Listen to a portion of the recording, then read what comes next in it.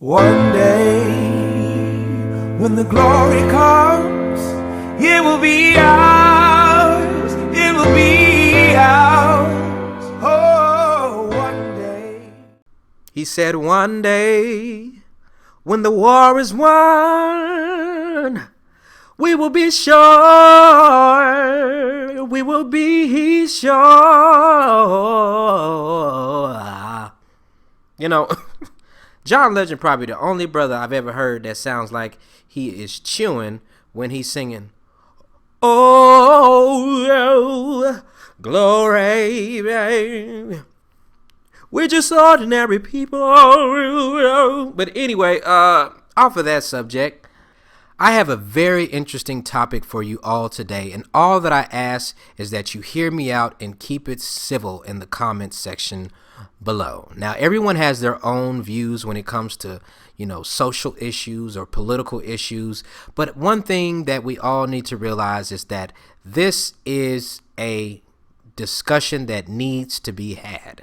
Now, the topic of discussion is, and I have to say, a lot of people don't think that the phrase white privilege has any meaning. They don't even believe in white privilege, but I'm here to tell you today that white privilege does exist. Now, for those of you that don't know, this whole Colin situation with the guy who started a Patreon, and a couple days later he had like $13,000 and like $30,000 a month, and then you had some people who were saying the reason that he was able to achieve this was simply because he was white, and the reason that they didn't have as much support as he had was because they are black. Now, I'm going to talk about that here in a moment, but what I do want to say is that white privilege does exist. It does, people.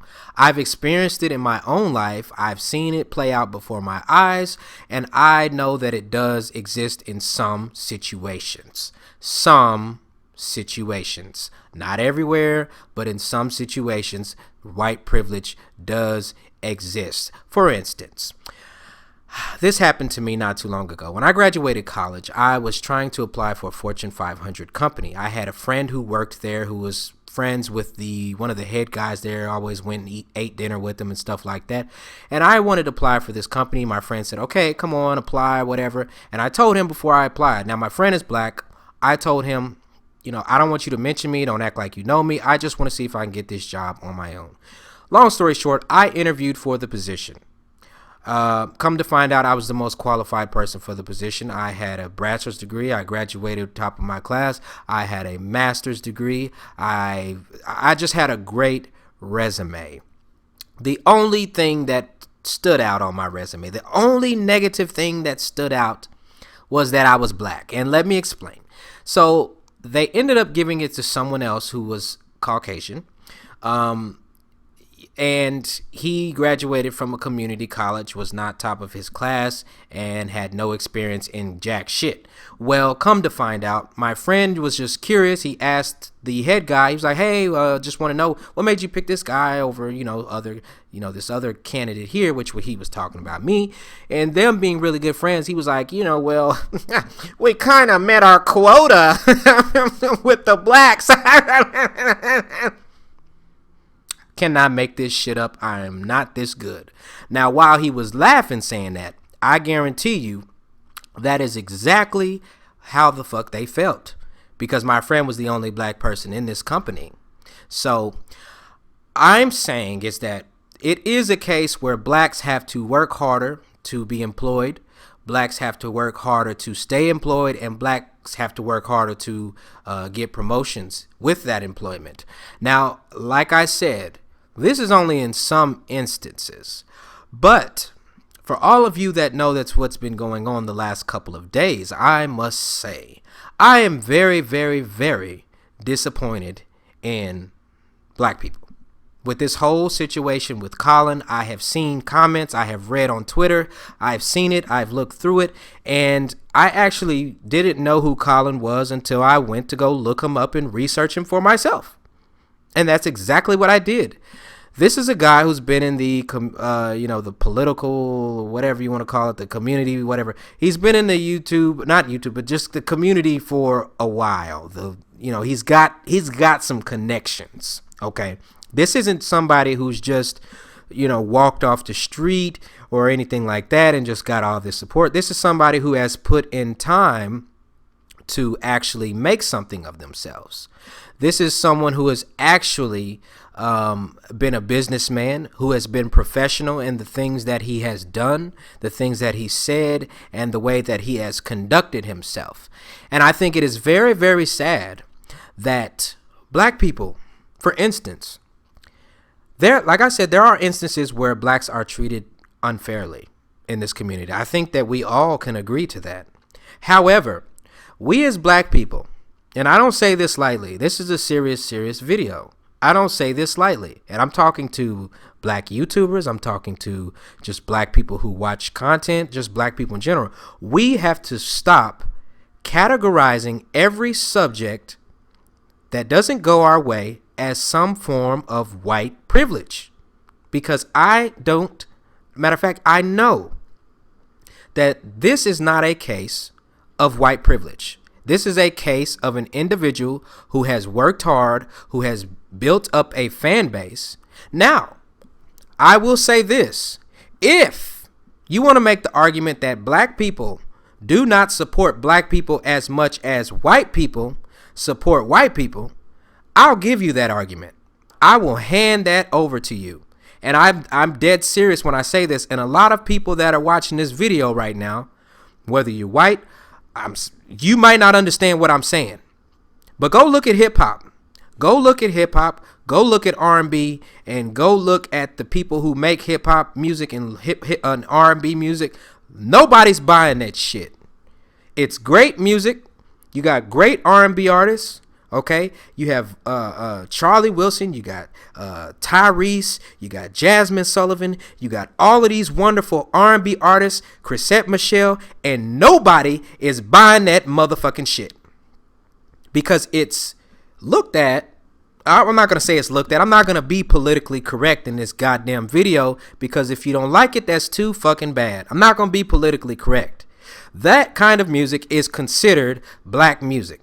That's just considered the black culture, R&B, soul, things like that. Yes, there are white people and other races that can do it just like blacks can, but that was birthed, that was made popular by the African American culture.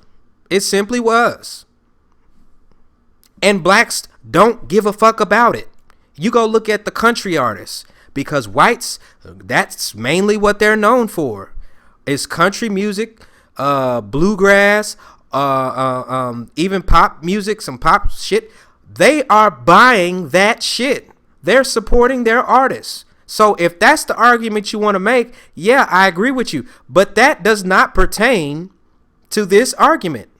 You cannot say that because someone has support from their community, it's because they're white, and because you're black, you don't get support. This is the issue that I have with that comment.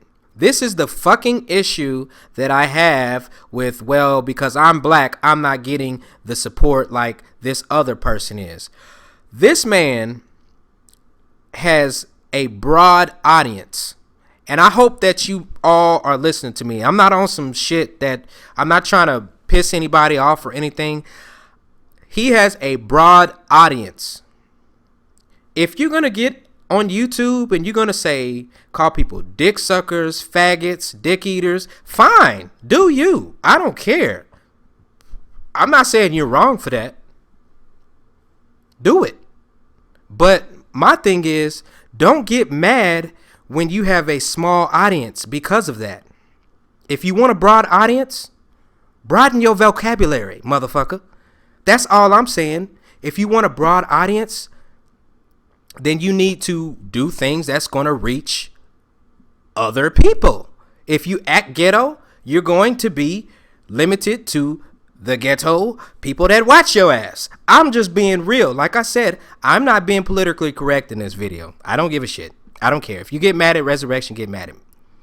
And like I said before, there are instances where white privilege does exist, but I have never been that damn person to be the one to always want to point the finger at white people. I've seen police brutality. I've seen instances where the black community cries about police brutality, and I say bullshit. The motherfucker shouldn't have did this. And he wouldn't have got shot. It's just the truth. I look at the facts. I look at the fucking facts. If you don't like it, that's too goddamn bad. But when it comes to this situation and white privilege and, oh, I don't get the support. Listen, if you want to stay where you are, if you want to stay in a ghetto bubble, if you want to stay in basically as a crumb side personality, then keep doing what you're doing. But if you genuinely, and I mean this with all sincerity, if you genuinely want to get a mainstream support, you got to change who you are, baby. You can't be out here doing shit that people can't relate to. And that's white and black. Some black people can't relate to you because that's just not what they're used to. I don't know, man. I just had to talk about this. I had to do it. But like I said, everybody has their own opinion. But please, this is a good topic. If you're going to debate in the comment section, just be civil and listen to each other. I get so tired. And to the people who think it's white privilege, to their defense, sometimes people don't make it any better because they want to tell minorities what they've experienced or what they haven't experienced. When you tell people, well, you know, I felt like this happened because I'm a minority. Oh, no, that's not possible. No, I'm sure you're just mistaken. I'm sure that's not how they meant it. No. And it hurts the conversation. It genuinely hurts the conversation when you shut somebody out and you tell them, well, basically what you're feeling is not true. I'm just saying. You can't tell somebody what they've been through or what they're experiencing. We have to start listening to one another. We have to start listening. And that's real. If you're not willing to listen, you shouldn't be talking. Peace out, people.